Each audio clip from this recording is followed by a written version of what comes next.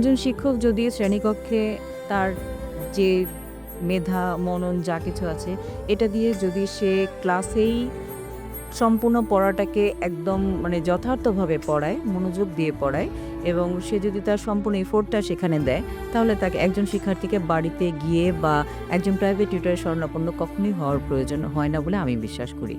কারণ আমি এই চেষ্টাই করি এবং আমি আজ পর্যন্ত আমার এই ২২ বছরের শিক্ষকতা জীবনে কখনো প্রাইভেট পড়াটাকে কখনো সাপোর্ট করিনি, এখনো করি না।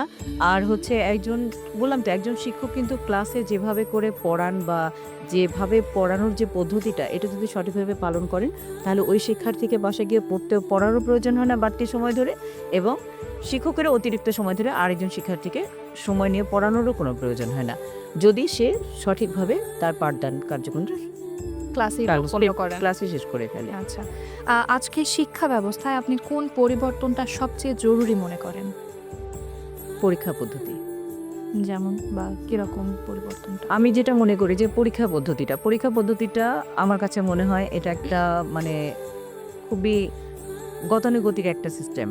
কিছুদিন আগে আমাদের একটা নতুন কারিকুলামের একটা চালু হওয়ার একটা কথা ছিল। সেখানে যে মূল্যায়ন পদ্ধতিটা ছিল সেটা হচ্ছে যে একজন শিক্ষার্থীর শুধুমাত্র যে তার লেখা বা পড়ার যে যোগ্যতাটা এটা না, এটা বাদ দিয়ে তার মানবিক গুণাবলীর পরিমাপেরও একটা সুযোগ ছিল।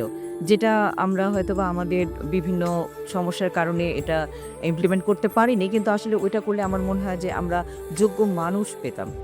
যোগ্য একজন রাষ্ট্রকে নেতৃত্ব দেওয়ার মতো যোগ্য শিক্ষার্থী পেতাম। আমার কাছে এটাই মনে হয়। কারণ আসলে আমাদের পরীক্ষা পদ্ধতিগুলো হচ্ছে এমন যে গতানুগতিক একটা ধারা। সৃজনশীল প্রশ্ন লিখতে হবে। বাধ্য আমি লিখতে। মুখস্থ করছি, মুখস্থ করে লিখছি। এই সৃজনশীলতার মধ্যে আসলে কিন্তু সত্যিকার অর্থে কোনো সৃজনশীলতা নাই।